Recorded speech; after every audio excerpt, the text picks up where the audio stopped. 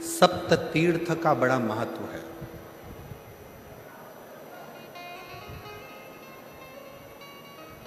जिस नारी को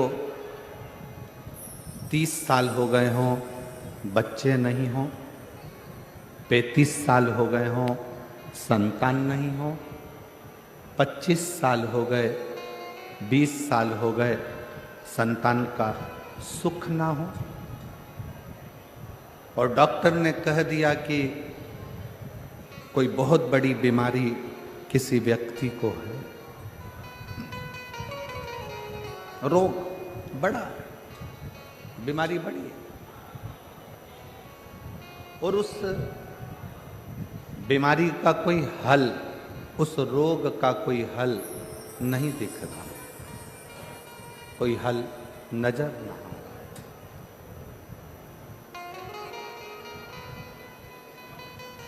कोई हल दिख ना रहा। तो बैसाख महीने में शिव सप्त तीर्थ का एक अनुष्ठान अपने जीवन में जरूर करें। मट्टी के पात्र में जल भरना और मट्टी के पात्र में जल भरकर प्रतिदिन रोज 7 दिन का ये नियम होता है सप्त तीर्थ का। सप्त तीर्थ बस विराम जो है उसका प्रदोष के दिन होना चाहिए। और बैसाख के महीने में जब आप सप्त तीर्थ का अनुष्ठान करें, 1 घड़ा जल का रोज भरें प्रतिदिन, और 1 बेलपत्र, 1 शमी पत्र उस घड़े के नजदीक में कोई पात्र में अवश्य रखें। पात्र को, जो जल का घड़ा है, जल का पात्र है, उसको मट्टी के ही दीप से या कोई श्वेत वस्त्र जिसको मला गया हो, धोया गया हो, साफ हो, उस वस्त्र से ढक दें। एक दिन एक शिवालय में जाएं, शमी पत्र अशोक सुंदरी वाली जगह पर समर्पित करें। अशोक सुंदरी की जगह जानते हो ना आप लोग? अशोक सुंदरी की जगह पर शमी पत्र समर्पित करें। बेलपत्र जहां आप खड़े हैं उधर से डंडी का भाग आपकी ओर हो, और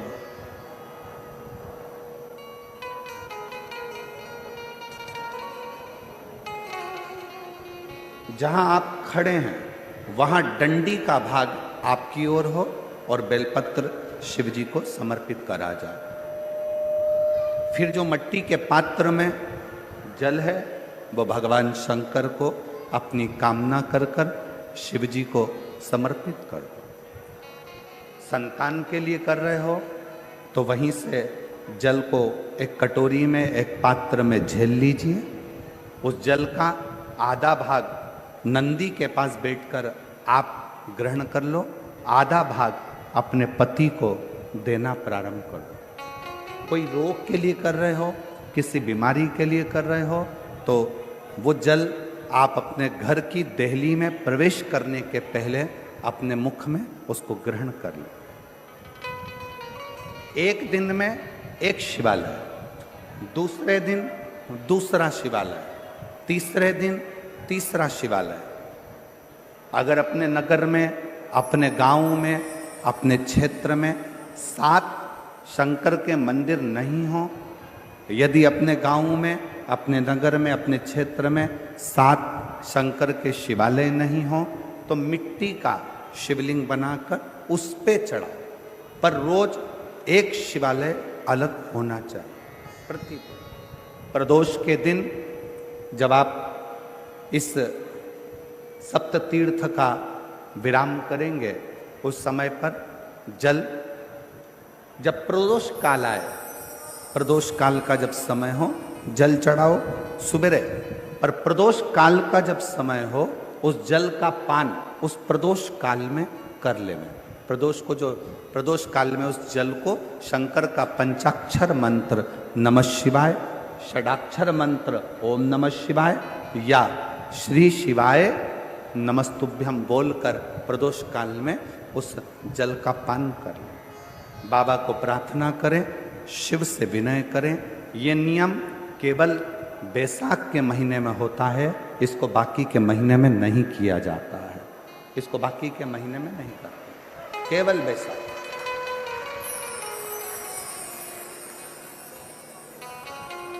शिव सप्त तीर्थ का जो नियम है वो अपने जीवन में धारण करें। और हम तो कहेंगे शिव महापुराण की कथा श्रवण करने वाले प्रत्येक बेटा बेटी से,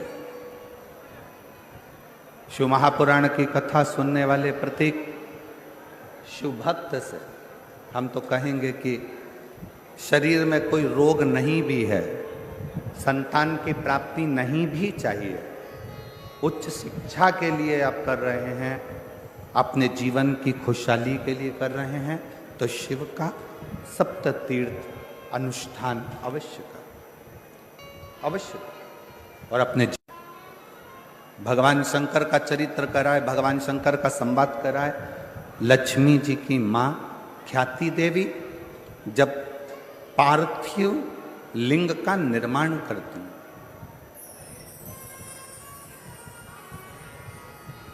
माँ ख्याति देवी जब पार्थिव लिंग का निर्माण कर कर पूजन करती हैं, तब भगवान शिव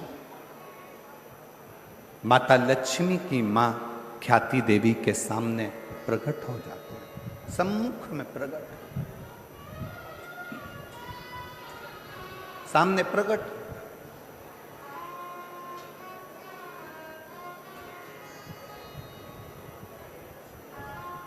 शिव को प्रकट करने के लिए या भगवान शंकर का वर प्राप्त करने के लिए या भगवान शंकर को प्राप्त करने के लिए, उनका आशीर्वाद लेने के लिए बहुत सारा आडंबर दिखावा शंकर को प्रिय नहीं। पत्र का मात्र एक पत्ता अगर भगवान शंकर का पंचाक्षर मंत्र नमः शिवाय, षडाक्षर मंत्र ओम नमः शिवाय, श्री शिवाय नमस्तुभ्यम कहकर मात्र एक पत्ता आप अगर शंकर के शिवलिंग को चढ़ाते हो तो वो 1.25 करोड़ पत्र के बराबर अपने आप हो जाता है। अपने ये चोंगे जैसी आवाज आ रही है, गला पकड़ रहा है बहुत ज्यादा। एक बेलपत्र समर्पित करते हैं तो ये मानकर चलना, तुम एक देवता पर बेलपत्र नहीं चढ़ा रहे हो, 33 कोटि देवताओं की पूजन एक ही बेलपत्र से तुम पूर्ण कर रहे हो, पूर्ण कर।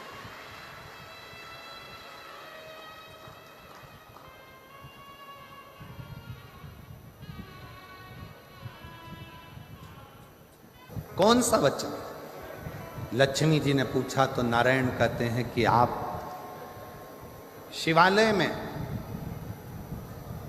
भगवान शंकर के चौखट पर, भगवान शंकर के शिवालय में आप सेवा के लिए प्रतिदिन जाओ,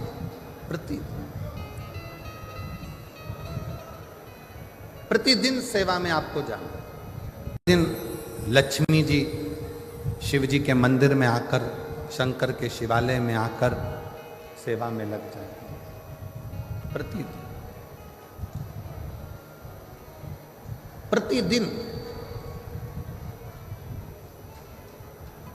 ये देखते देखते देखते देखते समय बीता। एक दिन भगवान शिव जी का ध्यान माता लक्ष्मी पर, माँ लक्ष्मी।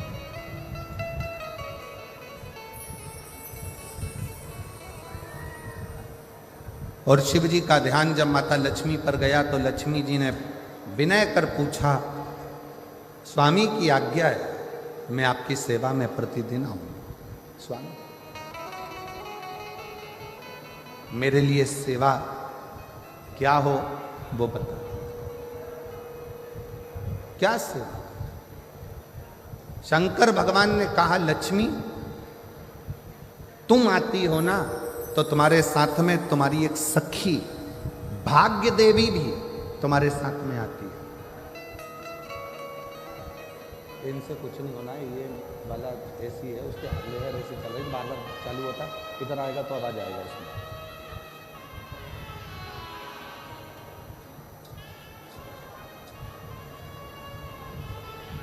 लक्ष्मी तुम आती हो ना तो तुम्हारे साथ में भाग्य देवी भी आती है, तुम्हारे साथ में वो भाग्य देवी स्वयं आती है। तो लक्ष्मी तुमसे और भाग्य देवी से मैं केवल इतना कहना चाहता हूं कि लक्ष्मी कोई जल का पात्र लेकर जब मेरे मंदिर में आएगा, कोई जल का पात्र लेकर जब मेरे शिवालय में आएगा, जल चढ़ाएगा, उसका पात्र खाली हो जाएगा, दुनिया की दृष्टि में लगेगा कि ये जल का लोटा, ये जल का पात्र खाली हो गया। पर लक्ष्मी मेरा निवेदन है वो जल का पात्र भले खाली हो, पर जो चढ़ाकर जल जाएगा उसके पात्र में तुम्हें बैठकर उसके दरवाजे तक जाना।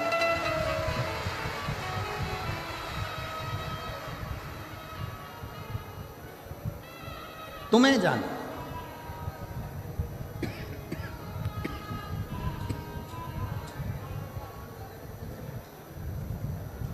और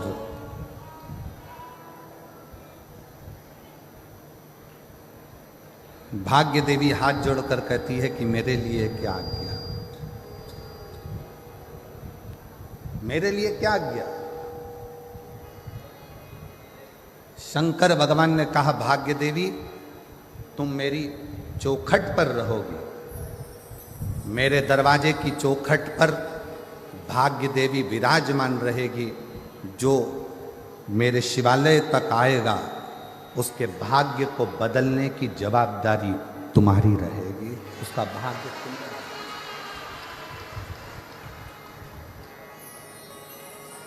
संकल्प लो, मना नहीं, पर ऐसा संकल्प मत लेना जिस संकल्प से देवता को भी दुख हो।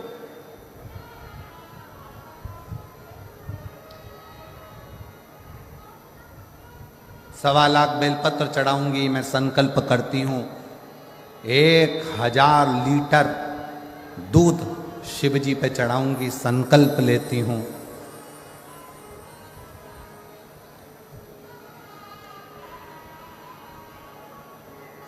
सवा लाख समीपत्र शंकर को चढ़ाऊंगी, संकल्प लेती हूं। ऐसा संकल्प ना लीजिए। कभी कभी संकल्प के चक्कर में देवता भी फंस जाते हैं, और संकल्प के चक्कर में फंसते हैं तो शंकर जी को आकर फिर उन देवताओं में संधि कराना पड़ता है। एक प्रसंग शिव महापुराण का है। पार्वती जी ने एक व्रत किया, और वो व्रत था अपने बच्चों के स्वास्थ्य के लिए। जो संकल्प दिया था, इसलिए बहुत सोच समझकर विचार करना। शिव जी के मंदिर में जाओ, ऐसा कोई संकल्प मत करो कि मैं 1.25 लाख बेलपत्र चढ़ाऊंगी, मैं 1000 लीटर दूध चढ़ाऊंगी। शिव महापुराण में ये कुछ नहीं लिखा कि 1.25 लाख बेलपत्र दिया जाए कि 1000 लीटर दूध शिव जी को दिया जाए। शिव महापुराण की कथा तो कहती है देसी वेद लक्षणा अगर कोई गौ माता है, उस गौ माता का 1 चम्मच दूध, 1 चम्मच भी जाने दो, 2 बूंद अगर वेद लक्षणा देसी गाय का मिल जाए तो वो 2 बूंद दूध भी अगर शंकर को चढ़ाओगे तो शंकर स्वीकार कर कर तुम्हारी झोली भर देगा।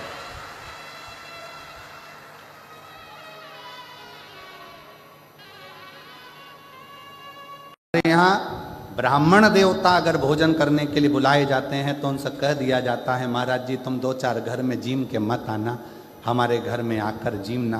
तुम 2-4 जगह भोजन कर कर आ जाओगे, फिर हमारे यहाँ कुछ नहीं खाओगे तो हमें पुण्य कैसे मिलेगा। श्राद्ध का समय है, आप यहाँ भी चले गए, वहाँ भी चले गए, वहाँ भी चले गए, और हमारे घर में आप आए तो आपने कुछ मुंह झूठा करा, कुछ भी ना खाया, तो हमको तो कोई पुण्य मिला नहीं। सीता जी ने कहा, कोई ऐसा ब्राह्मण जिसने किसी जजमान के घर में अपना मुख झूठा ना करा, जिसका निमंत्रण कभी किसी ने ना करा, उसको बुलाया जाए। ऐसा ब्राह्मण कहाँ मिलेगा?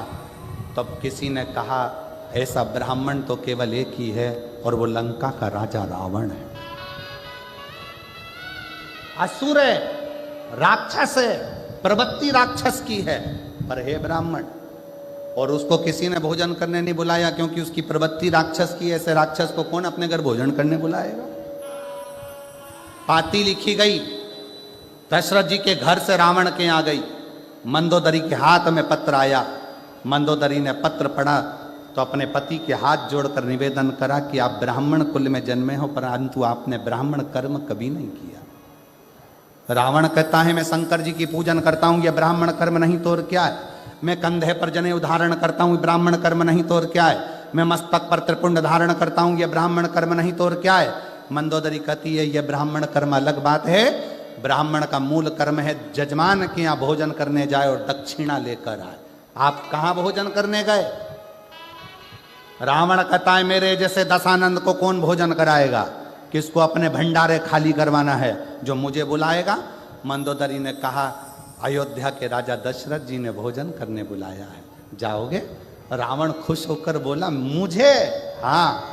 रावण ने अपने मस्तक का मुकुट नीचे रख दिया और मुकुट उतार कर रावण दशरथ जी के यहाँ चला, क्योंकि रावण को मालूम था कि जिसके दरवाजे पर जा रहा हूं, उन राम के दरवाजे पर जाने के लिए अहंकार के मुकुट को जमीन पर रखना पड़ेगा। अहंकार का मुकुट जब जमीन पर जाएगा तब मुझे राम मिल पाएंगे। रावण पहुंचे, दशरथ जी ने चरण धुलाए, भीतर प्रवेश कराया। आइए मानो, भोजन करने बैठे। रावण से पूछा कि आप ब्राह्मण क्या भोजन करोगे, क्या बनाया जाए? रावण ने कहा, जिसके कारण मैं भोजन करने आया हूं, भोजन वो बनाकर खिलाएगी तो मैं भोजन करूंगा। सीता भोजन नहीं कर रही थी और उसके कारण भोजन करने आए। सीता ने नियम लिया था, जब तक कोई ब्राह्मण भोजन ना करे तब तक मैं भोजन ना करूं। सीता जी को बुलाया गया।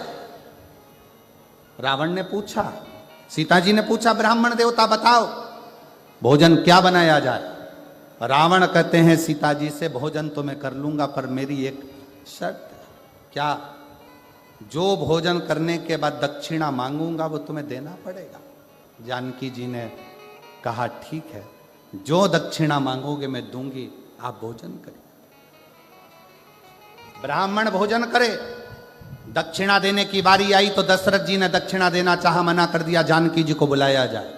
सीता जी सामने खड़ी थी रावण के, मांगो दक्षिणा में क्या चाहिए?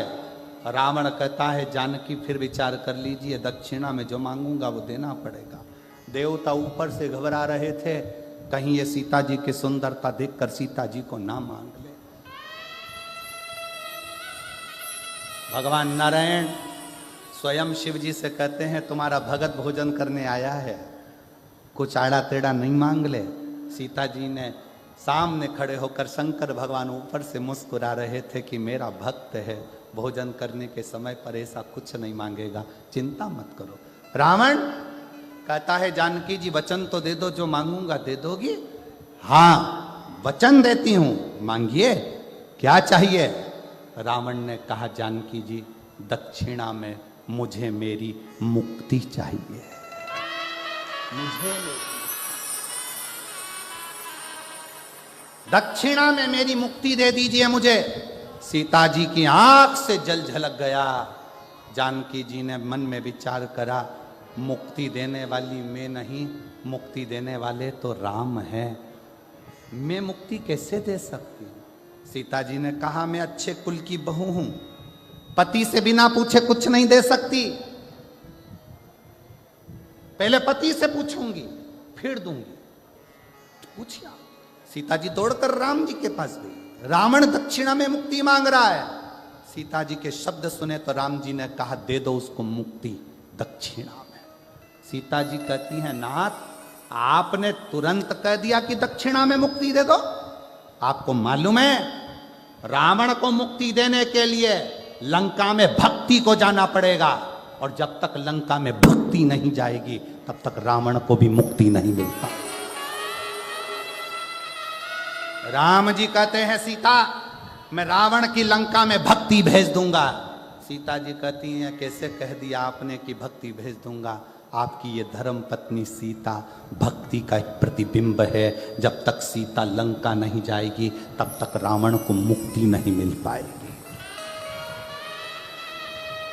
राम जी कहते हैं सीता मैं तुझे लंका भेज दूंगा, और जो सीता जी लंका में गई रावण के हृदय में भक्ति का संचार हुआ।